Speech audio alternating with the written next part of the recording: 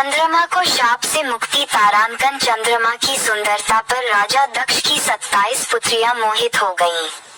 वे सभी चंद्रमा से विवाह करना चाहती थीं। दक्ष ने समझाया, सगी बहनों का एक ही पति होने से दाम्पत्य जीवन में बाधा आएगी, लेकिन चंद्रमा के प्रेम में पागल दक्ष पुत्रियां जिद पर अड़ी रहीं। अश्विनी सबसे बड़ी थी।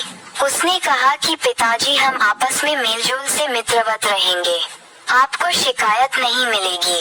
दक्ष ने 27 कन्याओं का विवाह चंद्रमा से कर दिया। विवाह से चंद्रमा और उनकी पत्नियां दोनों बहुत प्रसन्न थे, लेकिन ये खुशी ज्यादा दिनों तक नहीं रही। जल्द ही चंद्रमा 27 बहनों में से एक रोहिणी पर ज्यादा मोहित हो गए और अन्य पत्नियों की उपेक्षा करने लगे। ये बात दक्ष को पता चली और उन्होंने चंद्रमा को समझाया।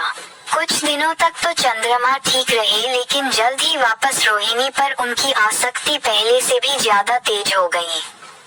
अन्य पुत्रियों के विलाप से दुखी दक्ष ने फिर चंद्रमा से बात की, लेकिन उन्होंने इसे अपना निजी मामला बताकर दक्ष का अपमान कर दिया।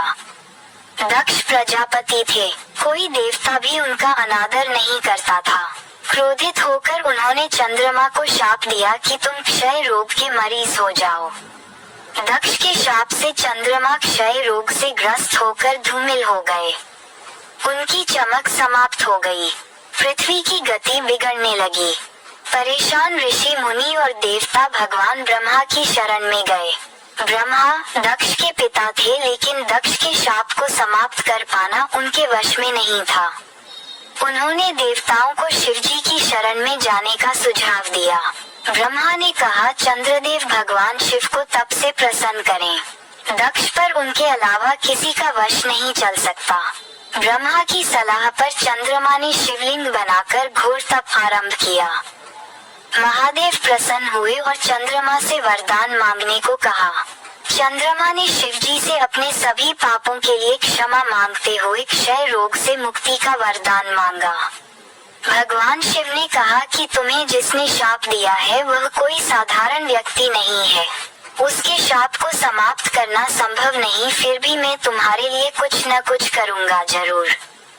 शिवजी बोले, एक माह में जो 2 पक्ष होते हैं, उसमें से एक पक्ष में तुम मेरे वरदान से निखरते जाओगे, लेकिन दक्ष के शाप के प्रभाव से दूसरे पक्ष में क्षीण होते जाओगे। शिव के वरदान से चंद्रमा शुक्ल पक्ष में तेजस्वी रहते हैं और कृष्ण पक्ष में धूमिल हो जाते हैं।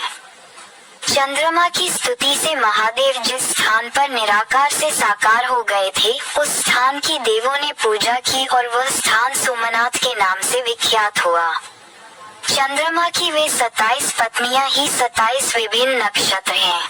शिव पुराण की कथा।